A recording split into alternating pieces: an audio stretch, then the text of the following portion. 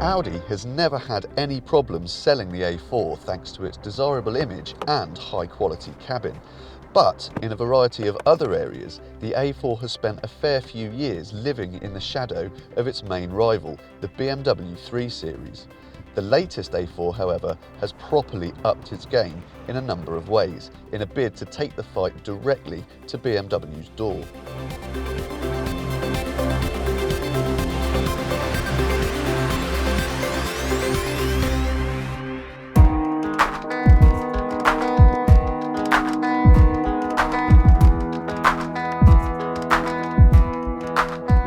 Like with previous A4s, the looks are about as conservative as it's possible to get.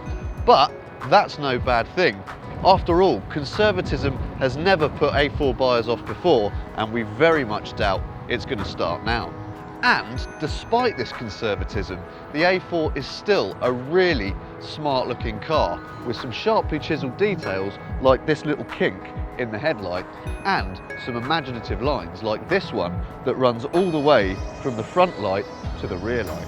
Even entry-level SE cars come with alloy wheels and xenon headlamps with built-in LED daytime running lights. Sport models get lower, meaner bumpers and a chrome grille, while high-end S-line models also get chrome on the exhausts, along with a rear spoiler, a lowered suspension and full LED headlamps.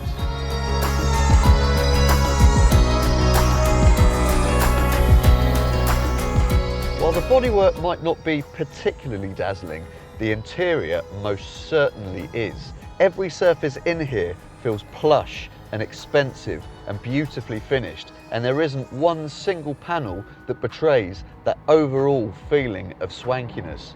For outright quality, this car is a match for anything else in the class. We do have one word of caution though. To maximise that effect, you really need leather upholstery, and not a single one of the A4's trims provides one as standard. Even the S-line only gets part leather, so if you really want your A4 to be as posh as it possibly can be, then you're looking at adding an expensive option. That said, with this high definition screen and all these other digital displays, there is a very high-tech feel in here, and because of the logical way in which it all works, everything still remains really easy to use. What's more, there is loads of adjustment for your driving position, which makes it really easy to get comfortable at the wheel, and your all-round visibility is impressively clear. Importantly, the A4 is as practical as any other car in the class as well. Those in the rear seats get loads of room and the boot is big and well shaped.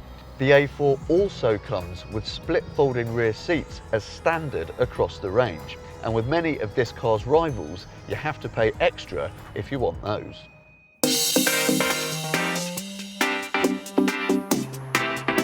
The way the A4 behaves on the roads depends very much on how you spec it. The car we've got here is on the sportier of the two standard suspension setups available, and while it changes direction cleanly enough to make it feel pretty agile, the ride comfort isn't quite everything it could be. It just feels a tiny bit unsettled for a tiny bit too much of the time. However, there is an optional adaptive suspension that is well worth the extra cash because it makes the ride impressively smooth, whatever the surface and whatever your speed. There's even more choice when it comes to your powertrain. There's a vast range of petrol and diesel engines, manual or semi-automatic gearboxes, and there's front or four-wheel drive to choose between. To be honest, there's not much of a need to look beyond the combo we've got in this car, the 2-litre TDI Ultra. The 148 brake horsepower diesel engine is punchy enough and it's super refined. The Gearshift is nice and slick, and with front wheel drive, it is seriously impressive on fuel economy and CO2 emissions. The A4 has always been a car that's popular with company car drivers, and for those low tax bills, this version is definitely the one you want. As an all-rounder, the Audi A4 is one of the very finest cars of its type, and in a class that's so competitive, that is praise indeed. What's more, if your priorities are refinement and a classy cabin, the A4 sits at the very top of the class. chuck in the affordable running costs and you have an extremely appealing package. If you enjoyed watching this video, then click the button below to subscribe to our YouTube channel, or leave us a comment in the box to let us know what you think.